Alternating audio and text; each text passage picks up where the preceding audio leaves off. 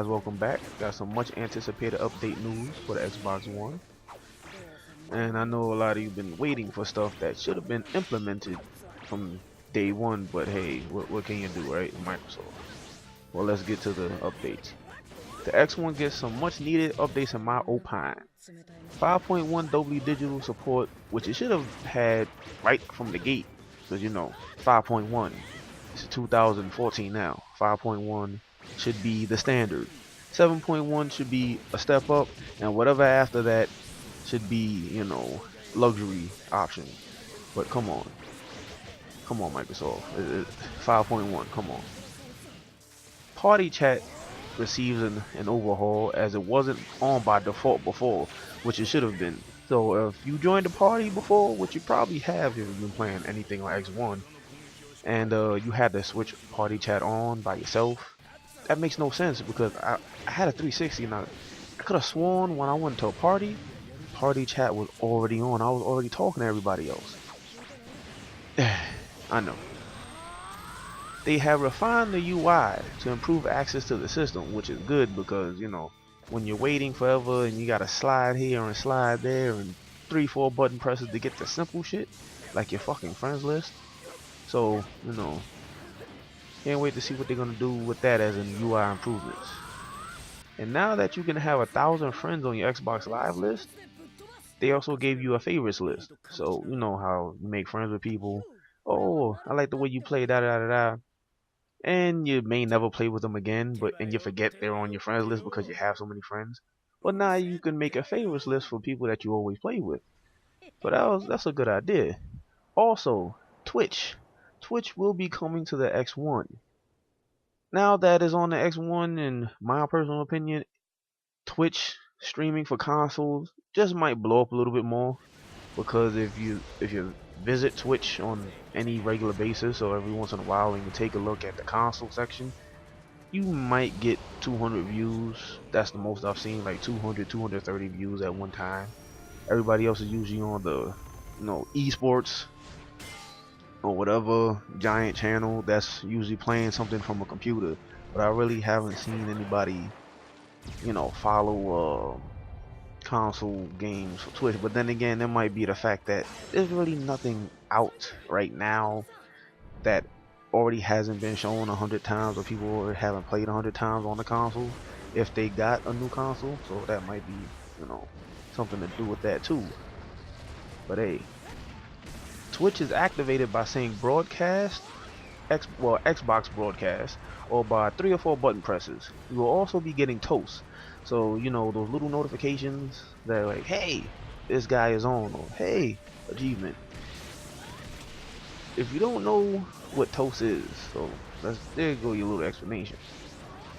So it alerts you when friends are broadcasting. These pop-ups can also be disabled, so you don't have to worry about constantly getting them.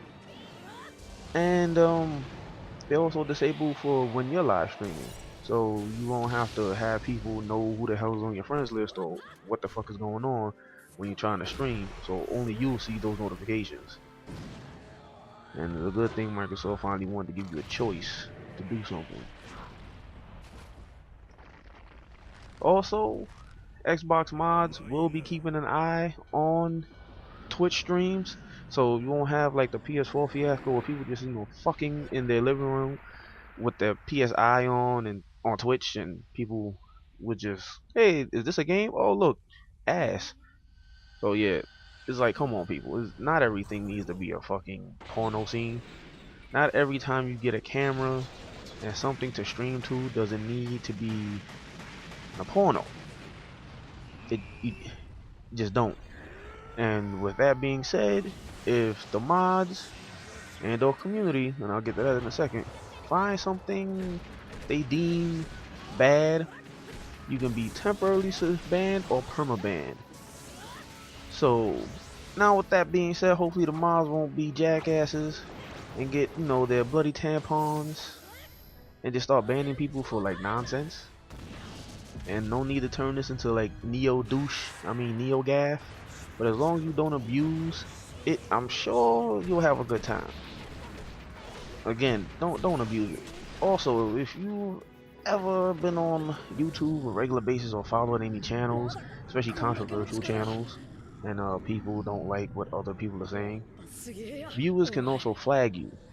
So when you're streaming on Twitch, I say tread lightly, and if you have a reputation that precedes you, whether it be bad or good, expect some, people to try to flag your shit out of existence just because. That's if they follow you to Twitch. So yeah, tread lightly. Enjoy the new update for Twitch on your X1. I'm sure that'll bring Twitch console-wise alive a little bit. And for those of you who want to see friends online updates, those little toast notifications that was on the 360 to tell you, hey, your friend is online. Yeah, that probably won't be until the next update. I don't know why. I don't know why it wasn't even put in the first update. There's a lot of shit that should have been put in the first update. It's not like it's backwards compatibility. Oh, yes, man. It's not like it's backwards compatibility. I can understand that not being in it, but a simple update of hey, your friend is online. That should have been right out the gate, just like Dolby Digital 5.1 on the next gen console that's supposed to be around for 8 or so years, or maybe even more, because who knows what's gonna happen after this generation. If the future is like anybody's trying to predict, where the consoles might just be the way of the past and everybody's gonna get a gaming desktop, then yeah, it's some shit you should try to get right after years and years already in the game. Stop trying to play catch up with yourself. Stop that, Microsoft. And even Sony, you had a hell of a E3. Then when it launches, like, this is the only game selection I get. You had how many years?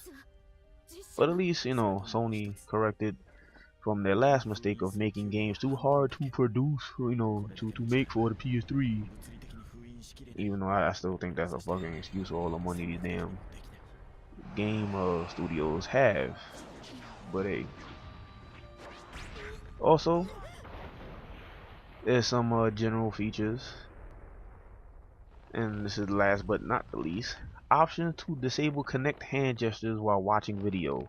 So if you go to scratch your head, that little hand won't show up on your screen, or if you go to take a drink of soda, MS is probably sending that can of soda to like a company so they can send you ads down the line, but it won't interfere in your video. Also, connect gesture and voice commands tutorial are in the connect settings menu. Why it wasn't before, who knows. Ability to choose by which value the volume increases or decreases when using the Xbox volume up or Xbox volume down voice commands. So hey, that's a little nice. Xbox go up by 10, Xbox go down by 10. That's nice. Also, here's a little path: setting, TV, troubleshooting, audio, volume change. Also, optical audio is now supported. Should have been already supported, but is now supported. And resume games quickly is no longer in beta. The beta label setting has been removed. Well, the beta label in the settings menu has been removed. So I'm pretty sure there's some more stuff that they haven't totally said in this March 11th update. But hey, at least they giving you an update, and you didn't have to wait till summertime. So Microsoft seems like it's trying to turn itself around, but you never know. One day they're generous and like, hey, here's everything, and the next day they'll be like, oh, what the fuck did you want? Fuck you, motherfucker. DRM. But this has been DarkSide Streaming. Remember, join the dark side. Peace.